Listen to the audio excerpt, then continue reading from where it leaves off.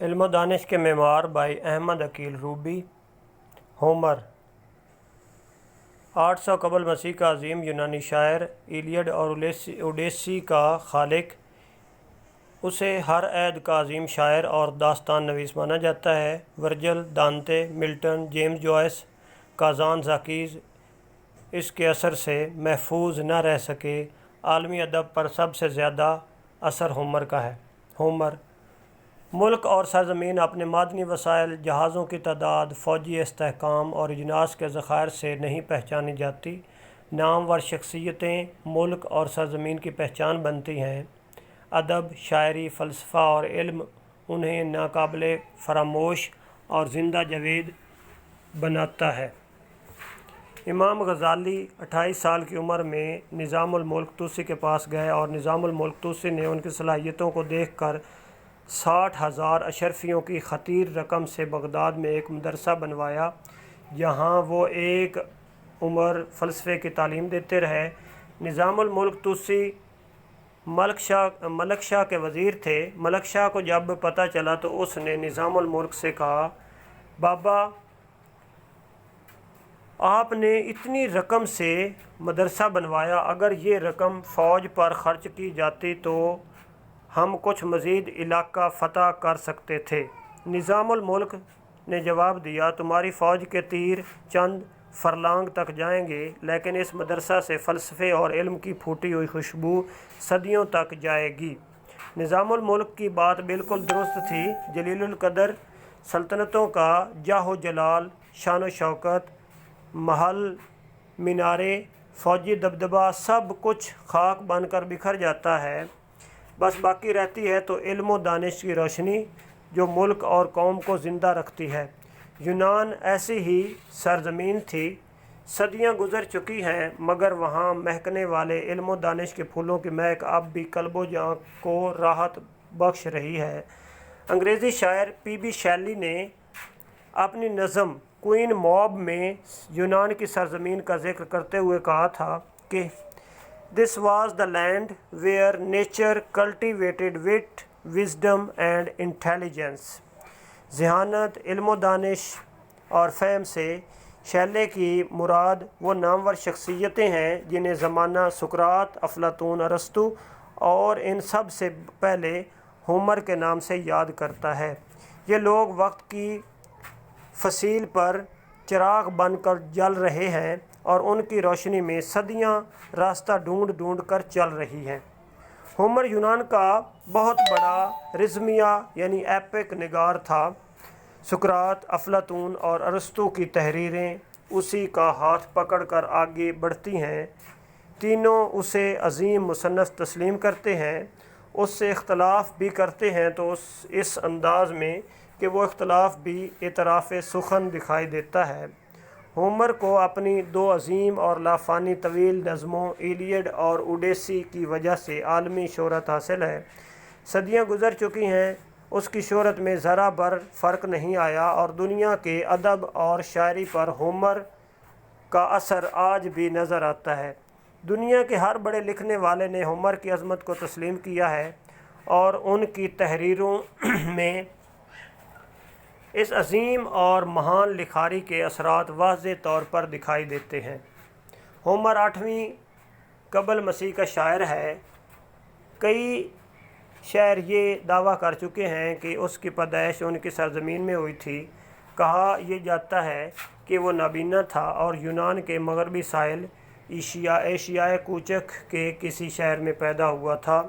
اپنی حمدیہ نظم جو اس نے اپالو کی مداح میں لکھی تھی، اپالو کے مندر کی دیکھ بھال کرنے والی لڑکیوں سے کہتا ہے، جب بھی کوئی شخص تمہارے پاس آئے اور تم سے پوچھے کہ اے لڑکیوں، اپالو کے اس مندر میں آنے والوں میں وہ کون سا شاعر، کون سا گویہ ہے جسے تم سب سے زیادہ پسند کرتی ہو، تو تم سب یک زبان ہو کر کہنا وہ نابینا شاعر ہے جو کیوس کی پہاڑیوں میں رہتا ہے، جس کے لکھے گیت اور اشعار ہمیں ہمیشہ اچھے سمجھے جائیں گے۔ اس کی موت کے بارے میں بھی یونانیوں میں ابھی تک ایک لیجنڈ بہت مشہور ہے۔ उसकी अपनी जन्म भूमि के बारे में कोई सनद नहीं मिलती। कहते हैं कि ये नाबीना शहर शहर अपनी नज़में सुनाता फिरता था। एक बार ये डेल्फी के मंदिर में पहुंचा, जहां आम आदमी की आवाज़ पर देवता उसके सवाल का जवाब देते थे। ये देवता अपोलो का मंदिर था। होमर ने भी उससे भी पूछा, मेरा आबाई शहर कौन सा है? गैबी आवाज़ ने जवाब दिया, तुम वहाँ मरोगे जहाँ बैठे लड़कों की पहली तुम्हारे समझ में नहीं आएगी। चुनाचे होमर जब बूढ़ा हो गया तो वो अपने साले से मिलने आयोस गया और उसकी मुलाकात समंदर के किनारे बैठे लड़कों से हुई जो मछलियाँ पकड़ रहे थे। होमर ने उनसे पूछा, ऐ बच्चों, क्या जाल में कोई मछली फंसी? लड़कों ने जवाब दिया, जो कुछ हमने शिकार किया वो हम छोड़कर जा रहे हैं, जो नहीं शिकार किया वो ले जा रहे हैं। होमर के ये बात समझ में न आई और होमर को देवताओं की बात याद आ गई। वो वहाँ से उठा, दूर जाकर दलदल में गिर गया और तीसरे दिन फौत हो गया और आयोस में दफन कर दिया गया। उसकी कब्र पर आज तक ये कतबा लिखा हुआ है, इस कब्र में उस मुक़द्दस आदमी का सर दफन है जिसने इस धरती के बहादुरों की कदर और शान बढ़ाई। उसका नाम होमर है। होमर की वजह शोहरत उसकी तवील एपिक्स हैं, जिनकी वजह से वो हर ऐद का बड़ा मुसन्निफ़ और लिखारी माना जाता है। इन नज़मों में अगरचा वो यूनानी बहादुरों की जुर्रत, बहादुरी, शुजाअत और इंसान दोस्ती की मदहसराई करता है, यूनानी सकाफ़त और तवील तर्ज़ ज़िंदगी के नक्शे खींचता है, लेकिन ये सब कुछ इस असलूब में बयान करता है कि कदीम और जदीद लिखने वाले उसे सर झुका कर नजराना अकीदत पेश करते हैं और बरमला कहते हैं कि होमर यूनान है और यूनान होमर है। होमर बिलाशुबा आज गुज़रे कल और आने वाले कल का एक अजीम लिखारी है। दास्तान गोई के सारे गुण हुनर उसकी शायरी में मौजूद हैं। वर्जल ने अपनी अजीम नज़म एनीड लिखने के लिए उसका अंदाज़ अपनाया और इसके नज़म इलियड के बचे खुचे किरदार कहानी के लिए मुंतखब किए। दांते वर्जल से मुतासर हुआ और उसे उस्ताद माना, जो असल में होमर का ही एतराफ़ था। अतालवी ज़बान के अजीम शायर होरेस ने अपने दिन रात होमर की किताबों के साथ बसर किए। अफलातून और सुकरात ने उसे दाद दी। अरस्तु ने बोतिका का ताना बाना होमर को सामने रख कर बुना। अरस्तु का शागिर्द इस्कंदर आज़म इलियड की कापी हर वक्त अपने साथ रखता था ताकि मैदान जंग में अपनी फ़ौजों को इस तरह तरतीब वार खड़ा कर सके जिस तरह होमर ने किताब में खड़ा किया है। हमारे अहद के नेपोलियन बोनापार्ट ने एक ख़त में जोज़फीन को लिखा कि मैदान जंग का जो तजर्बा और मुशाहिदा होमर की किताबों में नज़र आता है वही असल हकीकत है। वर्जिल की नज़म में ये सब कुछ ऐसे लगता है जैसे वो एक स्कूल मास्टर है जो बच्चों को मशक करा रहा है। होमर को अंग्रेज़ी में सबसे पहले कैपमैन एडिशन में इलियड का तर्जुमा किया गया, जिसे पढ़कर अंग्रेज़ी के मशहूर शायर कीट्स ने अपना मशहूर sonnet much have I travelled लिखा। इसके बाद दूसरा अहम तर्जुमा अलेक्जेंडर पोप का तर्जुमा है और फिर इसके बाद रिचमंड लिटिमोर, सर विलियम मोरिस और सैमुअल बटलर के तर्जमे आए और होमर पूरी दुनिया में पढ़ा जाने लगा और अंग्रेज़ी से दूसरी ज़बानों में तर्जमे होने लगे।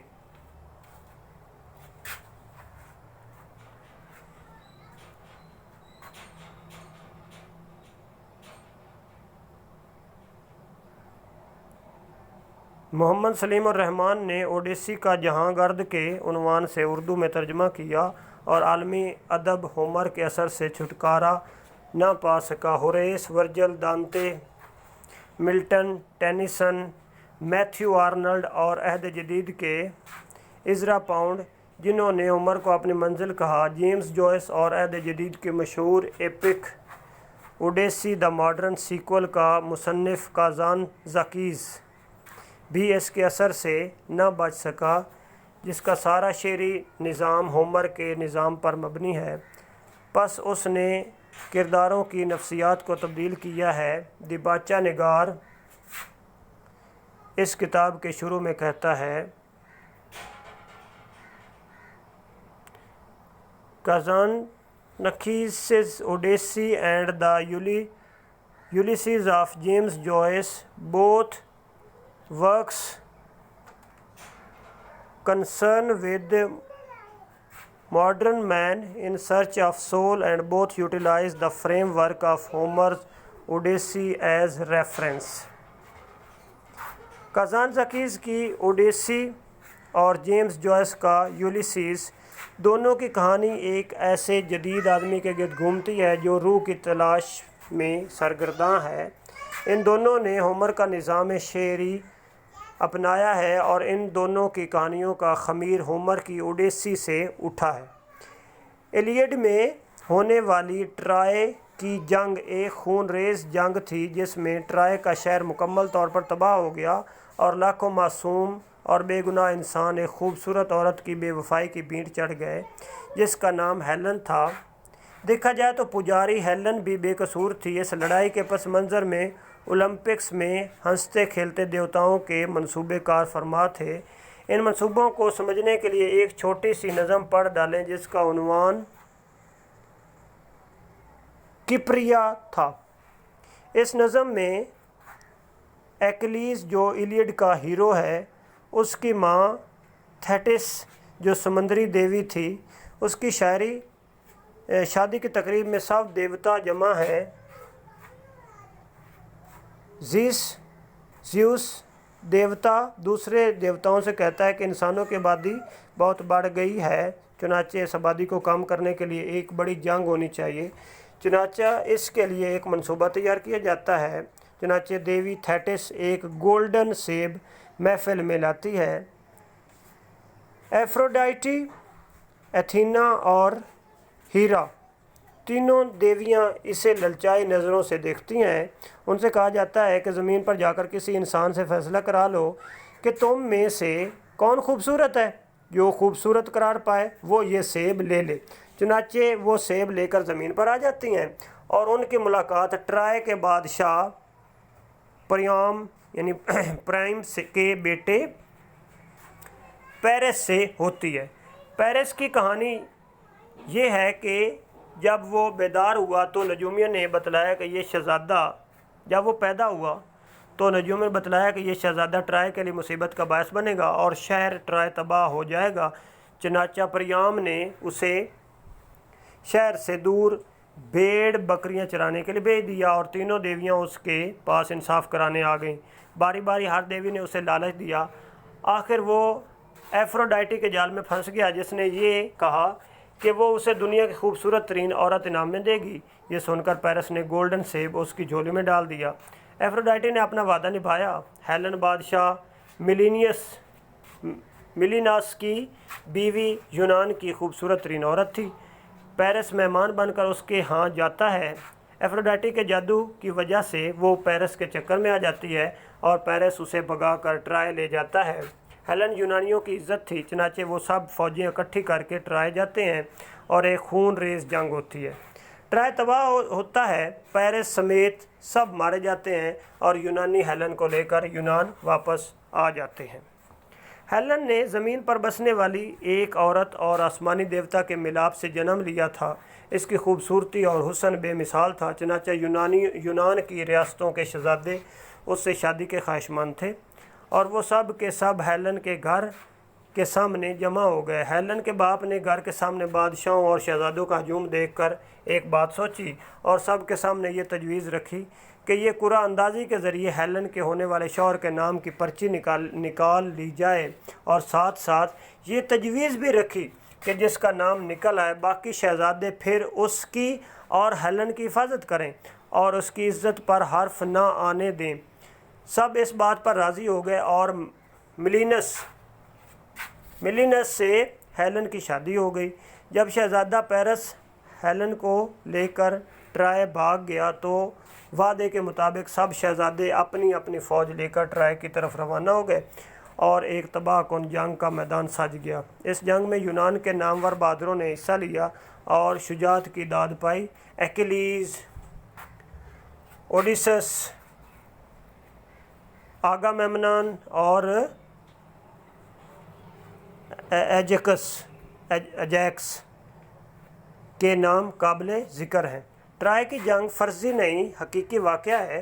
तारीख़ इसके होने का सबूत फराहम करती है। इस जंग के किस्से बहादुरों की दास्तानें सीना बसीना बार्ड्स के ज़रिए मेलों में दोहराई जाती थीं, जिन्हें ज़बानी रज़मिया यानी ऑरल एपिक कहा जाता था। होमर ने पहली बार इन्हें रिटन एपिक्स की शक्ल दी और अपने असलूब बयान से जिंदा जावेद बना दिया। इलियड 24 हिस्सों पर मुश्तमिल तवील नज़म है, जिन्हें आपस में जोड़कर होमर ने एक मरबूत, दिलचस्प और सनसनीखेज़ कहानी बना दिया है। कहानी ट्राय शहर के सामने से शुरू होती है, जहाँ यूनानियों ने डेरे डाले हुए हैं और शहर का मुहासरा किया हुआ है। कहानी का हीरो एक्कीलीज़ यूनानी फ़ौज के सिपह सलार आगामेम्नॉन, जो मिलीनस का भाई है, एक्कीलीज़ से नाराज़ है और एक झगड़े की वजह से जंग में शामिल नहीं हो रहा। लेकिन जब इसका दोस्त पेट्रोक्लस ट्राय के हीरो हेक्टर के हाथों मारा जाता है तो एक्कीलीज़ गुस्से में दीवाना हो जाता है और जंग में हिस्सा लेता है और इस दिलेरी और बहादुरी से लड़ता है कि ट्राय की ईंट से ईंट बजा देता है। ट्राय का मुहासरा 10 साल रहा, लेकिन इसमें 2 माह के मुहासरे की तफसील है। बाकी यूनान से ट्राय की तरफ सफ़र, रास्ते के वाक़यात और आसमान पर देवताओं की मनसूबाबंदी की रूदाद शामिल है। इलियड में यूनानियों का कल्चर, उनकी सकाफ़त, रहन सहन, पहनावा, आदात, खसाइल, ज़हनी वसत, पुरानी अक़दार, औरतों मर्दों के बेमिसाल किरदार, सब कुछ मौजूद है। कहने को ये एक जंग की कहानी है, मगर इसमें यूनानी फ़िक्र और यूनानी किरदार पूरी तरह जलवागर दिखाई देता है। यही नहीं कि होमर ने इसमें यूनानियों को खूबसूरत अंदाज में पेश किया है, इसमें ट्राय के लोगों की बहादुरी और जाहो जलाल की भी अक्कासी की है। हेक्टर, उसकी बीवी एंड्रोमाइकी, प्रियाम, उसकी बीवी हेक्यूबा, हेलन को अगवा करने वाले पेरिस, सब के किरदार अपनी कमज़ोरियों और ख़ूबियों के साथ मौजूद हैं और अपना अपना मुनफरिद तासर छोड़ते हैं।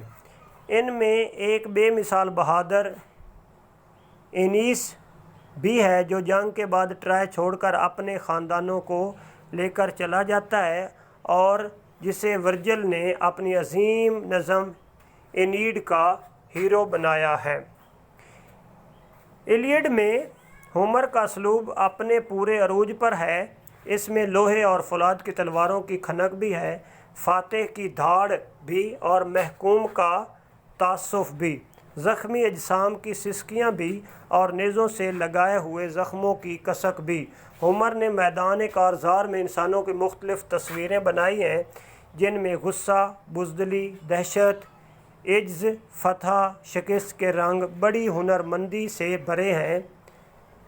मैं सिर्फ़ एक मिसाल पर इक्तफ़ा करूँगा। ट्राय का हीरो पेरिस का भाई हेक्टर मैदान जंग में दुश्मनों में घिरे हेक्टर की जवामर्दी को यूं ज़ाहिर करता है।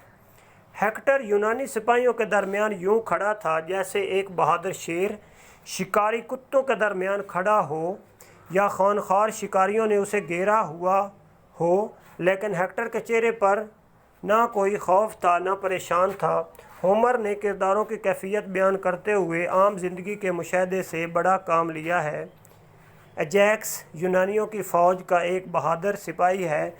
दिन भर की लड़ाई से थक हार कर जब वो थके कदमों से वापस आता है तो होमर ने उसकी कैफियत 3 जुमलों में कुछ इस तरह बयान की है। एजैक्स मैदान जंग से यूं आहिस्ता आहिस्ता वापस लौट रहा था जैसे मकई के खेत से गधा बच्चों की मुसलसल मार खा कर बाहर निकलता है। ये तो मैदान जंग की कैफियत हैं। अब एक मिसाल यूनानी फ़ौज के सिपह सलार अगामेम्नन की देखिए, जिसे उसका मुलाजिम आकर इतला देता है कि छावनी के एक हिस्से में उसके खिलाफ कुछ सिपाही बगावत कर रहे हैं। होमर ने खेमे से बाहर निकलने तक जो उसका मैनरिज्म दिखाया है, उसमें यूनानी अशराफिया और यूनानी तहज़ीब का पूरा रख रखाव शामिल है। इस किस्म के अदब आदाब और तहज़ीबी रवैया उर्दू के शायर मुल्ला वजही की सबरस में भी जा बजा मिलता है। आगामेम्नन की जागने की कैफियत होमर ने कुछ यूँ बयान की है। आगामेम्नन जाग कर दुआ मांगी, गैबी आवाज़ उसके कानों में गूंज रही थी। वो सीधा होकर खड़ा था, कमीज़ पहनी, लंबा चौगा कमीज़ पर पहना, पैरों में सैंडल पहने, मोतियों से मुज़य्यन तलवार कंधे पर लटकाई, कोने में रखा अपने बाप का कदीमी असा उठाया, खेमे से निकलकर यूनानी फ़ौजों के कैंप की तरफ चला गया। एक्लीज़ जो इलियड का हीरो है, जो समंदरी देवी का बेटा है, जिसकी मिसाल पूरे यूनान में नापैद है, जब हेक्टर पर हमला आवर होता है तो उसके गैज़ व गज़ब की हालत कुछ यूँ है। इस जहरीले पहाड़ी सांप की तरह जो अपने अंदर जहरीला मादा लेकर किसी इंसान का मुंतज़िर हो, जिसकी आंखों से शोले निकल रहे हों और जो अपने शिकार के लिए बल खा रहा हो, या उस पहाड़ी अकाब की तरह जो लपका, जो तेज़ी से परिंदे की तरफ बढ़े, जो जान बचाने के लिए उसके आगे आगे उड़ रहा हो और अकाब चीखता चिल्लाता उसके करीब पहुंच जाए। इलियड का वो मंज़र अदब में अपनी मिसाल आप है, जो एक्लीज़ अपने दोस्त का बदला लेने के लिए हेक्टर को मार देता है और उसकी लाश अपने खेमे में ले जाता है, और हेक्टर का बाप प्रियाम उसके पास लाश लेने के लिए जाता है ताकि उसे दफना सके। प्रियाम एक्लीज़ से कहता है, एक्लीज़ ज़रा अपने बाप के बारे में सोचो और मुझ पर रहम करो, मैं कितना बेबस हूँ। उसके हाथों को बोसा दे रहा हूँ जिसके हाथों ने मेरे बेटे को कत्ल किया है। एक्लीज़ ये सुनकर नादम होता है। हेक्टर के बाप को देखकर उसे अपना बाप याद आ जाता है और पत्थर दिल एक्लीज़ मोम बन जाता है। वो प्रियाम का हाथ पकड़कर अपने खेमे में ले जाता है। खेमे में दो इंसान ज़ारो कतार रो रहे थे। प्रियाम एक्लीज़ के पैरों में बैठा अपने बेटे के लिए रो रहा था और एक्लीज़ अपने बाप को याद करके रो रहा था। पूरी किताब में ऐसे बेशुमार मनाजिर हैं जिनमें इंसानों को कमज़ोरियों और ख़ूबियों के साथ पेश किया गया है। ओडिसिस, हेक्टर, एजैक्स, आगामेम्नन और मेनिलस के किरदार यूँ तश्कील दिए गए हैं कि वो ज़िंदा जावेद हो गए हैं। इलियड में औरतों के बेमिसाल किरदार उभरते हैं। प्रियाम की मलका हिक्यूबा, हेक्टर की बीवी एंड्रोमाइकी और हेक्टर की बहन कैसेंड्रा नाकाबिले फरामोश किरदार हैं, लेकिन इन सब में जानदार किरदार हेलन का किरदार है, जो दुनिया के अदब में अब तक मुख्तलिफ अंदाज में किसी न किसी हवाले से ज़िंदा जावेद किरदार बन गया है। हेलन, जिसे ट्राय के लोग अजूबा, खूबसूरत बला, फसाद की जड़, खूबसूरत बला, मुसीबत का सबब, लड़ाई की वजह और पेरिस का पागलपन समझते थे, और उसे एक बेवफा औरत कहते थे जिसने अपने खामन से बेवफाई की और दो मुल्कों के दरमियान 20 साल की तवील लड़ाई का सबब बनी थी। लेकिन इन तमाम इल्ज़ामात और खिताबात के बावजूद ट्राय के लोग हेलन को कसूरवार नहीं ठहराते, क्योंकि आसमानी देवता इसकी भूल के पीछे थे। उन्होंने ट्राय और यूनान पर एक जंग मुसल्लत करना थी। इंसानों की आबादी कम करना मकसूद थी, चनाचे पेरिस के हाथों हेलन का अगवा करा दिया। एफ्रोडाइटी ने हेलन के दिमाग में फतूर बर्पा कर दिया और हेलन पेरिस के साथ भाग गई। इसके साथ साथ एक और कहानी भी चलती है। कहा यह जाता है कि पेरिस ने जिस हेलन को अगवा किया था वो असल हेलन नहीं थी, बल्कि एक चुड़ैल थी जिसने हेलन का रूप धार रखा था। असल इस मौजू पर यूरिपिडीज़ ने हेलन के नाम से एक ड्रामा भी लिखा है जिसमें यही कहानी बयान की गई है। जब ट्राय की तबाही के बाद मिलीनस हेलन को लेकर वापस آ رہا تھا اور اس کا جہاز مصر کی بندرگاہ پر رکا اور اصل ہیلن سے اس کی ملاقات ہوئی۔ ہیلن نے اصل کہانی بتلائی۔ یہ کہانی سن کر جب ہیلن کا خاوند ملینس جہاز پر پہنچا تو وہ چڑیل صاحب کے سامنے ہوا میں تحلیل ہو گئی اور یونانی ہیلن کو لے کر یونان اپنے وطن واپس آ گئے۔ ہیلن فطری طور پر ایک گھریلو خاتون تھی جس نے جی جان سے اپنے خاوند ملینس کی خدمت کی، اس کو ذہنی، جسمانی اور قلبی سکون بخشا، لیکن اس کا کیا کیجیے کہ دیوتا اسے اس رنگ میں دیکھنا نہیں چاہتے تھے، چنانچہ انہوں نے پیرس کو مہمان بنا کر ہیلن کے گھر بھیجا۔ ایفروڈائٹی نے ہیلن کے دماغ میں عشق کا خلل ڈالا اور پیرس کے ساتھ بھاگ گئی۔ وہ بے بس تھی کیونکہ آدمی ہر چیز سے لڑ سکتا ہے لیکن قسمت اور دیوتاؤں کی منصوبہ بندی کا مقابلہ نہیں کر سکتا۔ ہیلن ٹرائے میں پیرس کے گھر آ کر اداس تھی کیونکہ وہ جانتی تھی کہ اس کی حرکت کی وجہ سے ٹرائے اور اس کے شہری جنگ کا عذاب جھیل رہے تھے۔ ہیلن سارا دن اپنے کمرے میں بیٹھی ریشمی کپڑے پر کڑھائی کرتی رہتی اور اس کا دل جنگ اور قتل و غارت پر کڑتا رہتا اور وہ اس کا بار بار تذکرہ کرتی ہے۔ ایک بار جب ہیکٹر تھک ہار کر جنگ کے میدان سے واپس لوٹتا ہے تو وہ کہتی ہے، او بھائی، میرے پاس بیٹھ کر چند لمحے آرام کر لو، میں جانتی ہوں تم وہ مصیبت اور پریشانی اٹھا رہے ہو جو میری اور پیرس کی بے وقوفی کی وجہ سے تم پر نازل ہوئی ہے، اور آنے والے وقت میں یہ بے وقوفی یاد کر کے لوگ ہم پر لعنتیں بھیجتے رہیں گے۔ ہیلن کی خوبصورتی اور بے مثال حسن ہی اس کی سب سے بڑی مصیبت تھی۔ بقول فارسی شاعر، اے روشنی طبع تو برمن بلا شدی۔ اس کی خوبصورتی نے یونان کی ریاستوں کے شہزادوں اور نوجوانوں کے دلوں میں اس کے لیے طوفان برپا کیا، اور ان شہزادوں اور نوجوانوں نے ہیلن کے گھر کے سامنے ڈیرے ڈال دیے اور سب چاہتے تھے کہ ہیلن سے اس کی شادی ہو جائے۔ ہیلن نے فیصلہ اپنے باپ کی مرضی پر چھوڑ دیا اور باپ نے قرعہ اندازی سے اس کی شادی ملینس سے کر دی اور شہزادہ پیرس اسے لے اڑا۔ اگر دیکھا جائے تو ہیلن دیوتاؤں کے ہاتھوں میں ایک کٹھ پتلی تھی اور اس نے وہی کیا جو دیوتاؤں نے چاہا۔ ہیلن کی خوبصورتی نے نہ صرف اس کے عہد کے لکھنے والوں کو متاثر کیا اور انہوں نے اسے اپنی تحریروں میں موضوع بنایا، آنے والے عہد کے ادیبوں نے بھی اس پر لکھا۔ انگریزی کے مشہور ڈرامہ نگار کرسٹوفر مارلو نے اپنے ڈرامے ڈاکٹر فاسٹس میں ہیلن کو بڑے شاندار طریقے سے پیش کیا ہے۔ ڈاکٹر فاسٹس سے جب شیطان اس کی روح کا سودا کرتا ہے اور اس کی ہر خواہش پوری کرنے کی حامی بھرتا ہے تو ڈاکٹر فاسٹس اس سے کہتا ہے کہ مجھے ہیلن سے ملاؤ، اور جب فاسٹس سے ملتا ہے تو دیکھ کر کہتا ہے، کیا یہ وہی چہرہ ہے جس نے ٹرائے شہر کو جلا کر راکھ کر دیا تھا؟ اے ہیلن، تم شام کے ستارے سے زیادہ روشن اور ہوا سے زیادہ سبک رفتار ہو۔ اے ہیلن، میرے قریب آؤ اور مجھے چوم کر لافانی بنا دو۔ ایلیڈ ٹرائے کی تباہی یونانی فوجوں کی فتح اور پریام بادشاہ کی شکست پر ختم ہوتی ہے۔ یونانی ہیلن کو لے کر واپس یونان کی طرف روانہ ہوتے ہیں۔ ان کے ساتھ مال غنیمت میں ملی عورتیں اور مال و زر بھی ہے۔ ان عورتوں میں ملکہ ہیکٹر کی بیوی اینڈرومائکی، ہیکٹر کی بہن کیسنڈرا بھی ہے۔ ہومر کی دوسری کتاب مشہور یونانی سپہ سالار اوڈیسس کے واپسی کے سفر کی پوری روداد ہے۔ ہومر کی دوسری کتاب اوڈیسس اور اوڈیسس کے گھر واپسی کی داستان ہے۔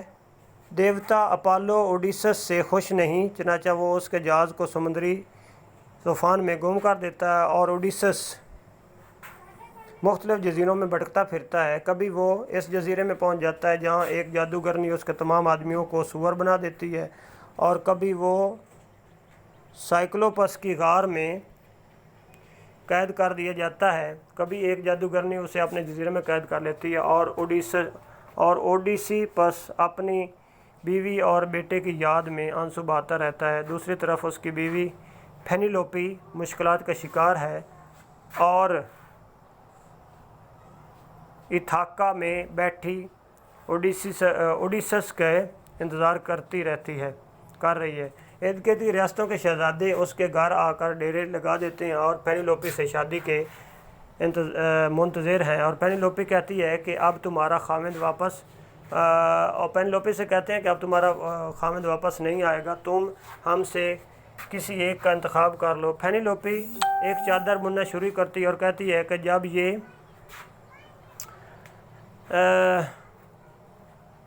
जब ये चादर मुकम्मल हो जाएगी तो मैं किसी एक का इंतखाब कर लूँगी। और चादर वो ये चलती है कि दिन में चलती है कि दिन में वो चादर बुनती है और रात को उधेड़ देती है।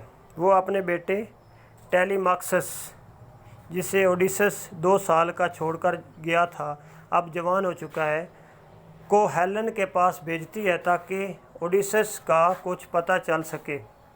आसमानों पर देवता ओडिसस की हालत पर रहम खाते हैं और उसकी मुश्किलात ख़त्म करते हैं। ओडिसस बड़ी मुश्किलात बर्दाश्त करके ड्रामाई अंदाज में अपने घर फ़कीर के भेस में पहुंचता है। टेलीमाकस बाप को पहचान लेता है।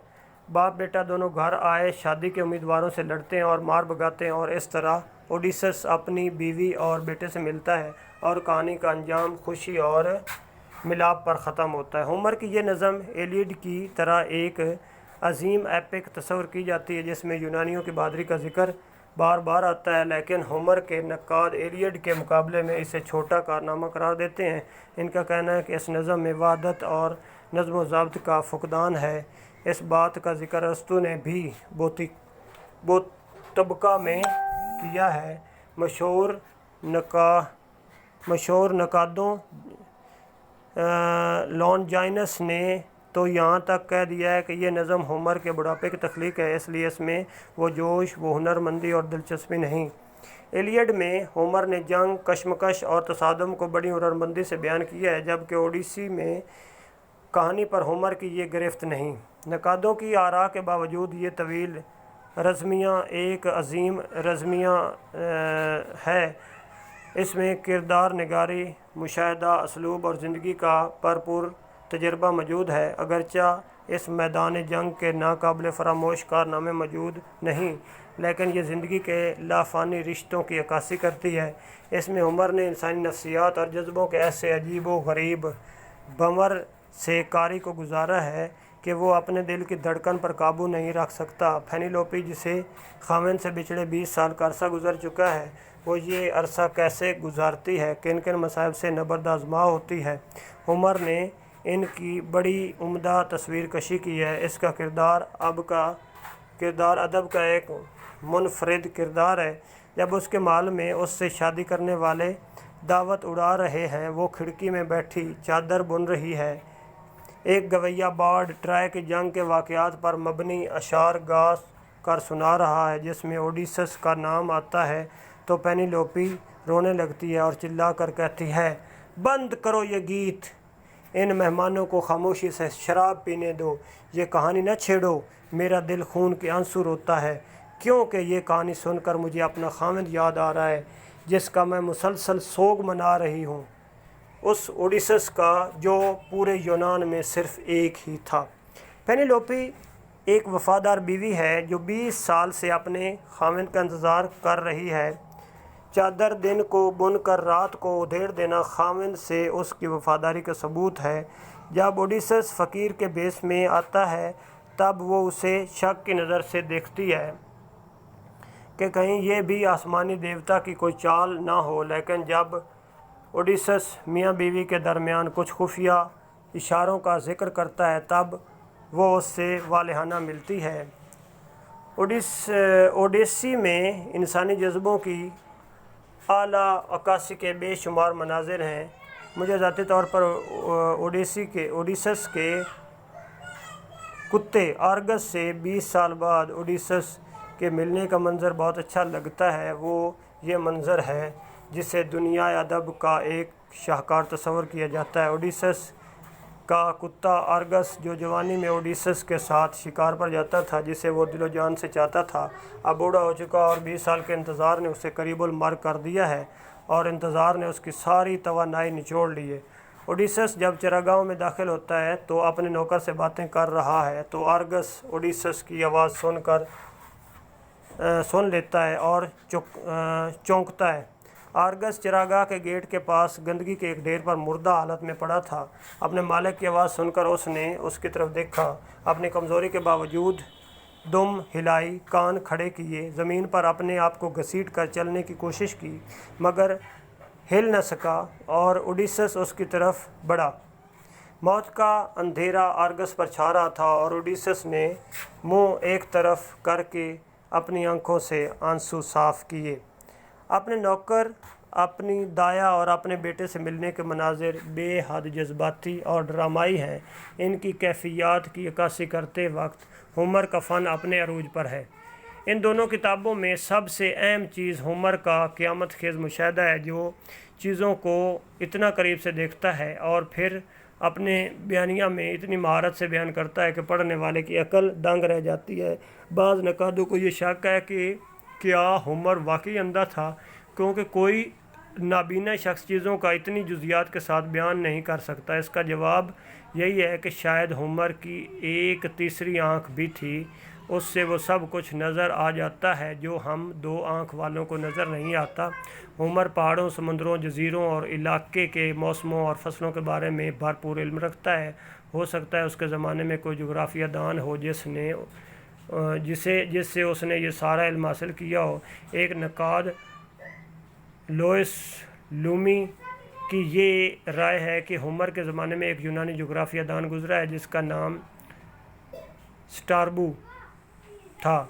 चनाचे यकीन के साथ कहा जा सकता है कि होमर ने यह सब कुछ उससे हासिल किया। होमर की ओडेसी में उभरने वाला हर किरदार अपनी एक शनाख्त रखता है और ये शनाख्त उसे होमर ने दी है। वो हर वहशी और दरिंदा सिफ्त में कोई न कोई खैर, नेकी, खैर और अच्छाई की कुव्वत डाल देता है, जिससे उसकी वहशत भी भली मालूम होती है। मसलन इंसानों को खाने वाला साइक्लोपस, मगर उसे भी जानवरों से मोहब्बत है और वो अपने दुम्बे से जो जब बातें करता है तो हमदर्दी और मोहब्बत उसके लहजे में घुल जाती है। ओडिसस का किरदार एक बहादुर, जर्री, चालाक और अक्ल दाने से भरपूर किरदार है। उसकी चालाकी और अक्लमंदी ने लकड़ी का घोड़ा बनाया और ट्राय फतह हो गया। वो अपने आदमियों की जान बचाने के लिए जादूगरनी से मोहब्बत का खेल रचाता है और अपने दोस्तों की जान बचा लेता है। वो अपनी बीवी से बहुत प्यार करता है। खूबसूरत औरतें राह रोकती हैं, लेकिन वो फेनिलोपी के पास जाने के लिए बेताब है। उसकी हिकमत अमली मैदान जंग में अपने पूरे अरूज पर होती है। वो मैदान जंग में तलवार का धनी है और महफिल रंगो मस्ती में खूबसूरत गुफ्तगू करने वाला आदमी है। और ओडिसस एक बेचैन रूह है जो हमेशा सफ़र में रहना चाहती है, उसे कहीं भी चैन नहीं। दांते की डिवाइन कॉमेडी में जब दांते अपनी बनाई हुई दुनिया में उसे मिलता है तो वो दांते को बतलाता है कि घर पहुंचकर मुझे चैन ना आया, मैं फिर सफ़र पर निकल खड़ा हुआ और आखिर समंदर में मेरी मौत हो गई। काज़ानज़ाकीज़ के रिज़मिया ओडेसी द मॉडर्न सीक्वल में भी यही दिखाया गया है कि वो जब घर में उकताने लगा तो जाकर हेलन को अगवा किया और मुल्क अमन, रूह और इंसाफ की तलाश में निकल खड़ा हुआ। और ओडिसस के किरदार की झलक जदीद अदब में अब नज़र दिखाई देती है। जेम्स जॉयस की यूलिसीज़ और काज़ानज़ाकीज़ की एपिक का ज़मीर इसी तवील एपिक से उठा है, खमीर इसी तवील एपिक से उठा है। दांते और टेनिसन और मैथ्यू आर्नल्ड के यहाँ हमें इस किरदार की चाप सुनाई देती है। होमर का ये लाफानी किरदार हर उस शख्स के अंदर मौजूद है जिसे अपनी मंजिल की तरफ जाना है, उसकी तलाश में बेचैन हो, जिसे क़याम से उलझन और मुसलसल सफ़र में तस्कीन महसूस होती है। होमर अपनी इन दो तवील एपिक की आला तख्लीक की बिना पर कल की तरह आज भी अजीम है। इसे नकादों ने हर ऐद का अजीम शायर करार दिया है। Virgil, Dante, Horace, Milton, James Joyce, Tennyson को तख्लीकी ताकत देने वाला जो 800 साल कबल मसीह का शायर था, आज का भी ज़िंदा शायर है। 1488 ईस्वी में यूरोप के क़ारीन से उसका तारुफ हुआ। इस्कंदरिया दौर में मुरतब किया हुआ एलियड का मुसवदा फ्लोरेंस की लाइब्रेरी में अब तक पड़ा है।